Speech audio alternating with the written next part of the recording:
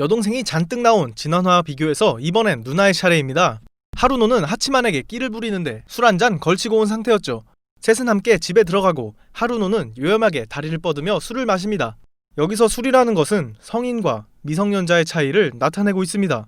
유키노가 진지한 이야기를 하자 하루노는 잠깐 놀랍니다.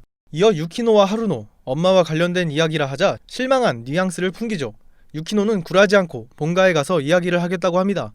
여기서 하치만의 얼굴이 클로즈업 되는데 제대로 말로 하지 않은 건 하치만과의 문제였죠. 하루노는 유키노를 도와주겠다고 하고 유키노가 본가에 오래 머물러 있는 동안 이 집을 잠시 쓰기로 합니다.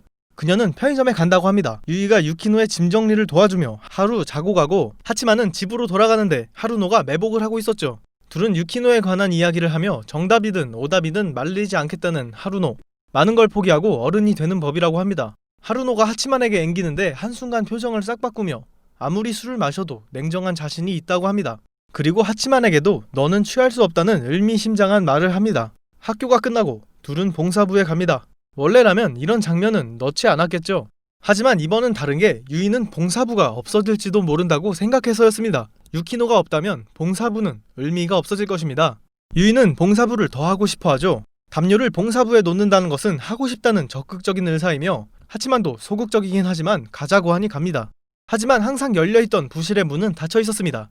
하치만은 잠겨있는 부실의 열쇠를 가지러 가는데 유이와 하치만의 중요한 차이가 보여집니다.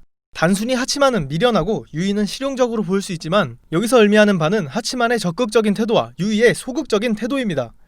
이것과 반대되는 건 아까의 장면입니다.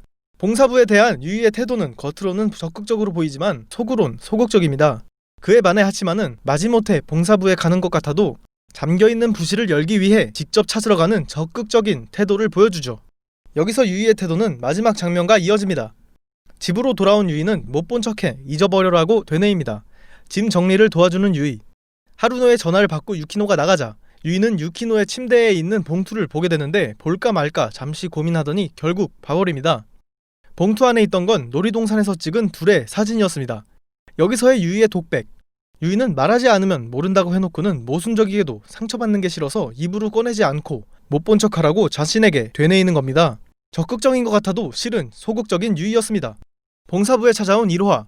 이로하가 프로젝터를 이용해 프롬의 드라마를 보여줍니다. 왜 프롬을 하냐고 물어보자 이로하는 자신이 하야마랑 함께 프롬킹과 프롬킹이 될 거라 하지만 둘은 학년이 달랐죠.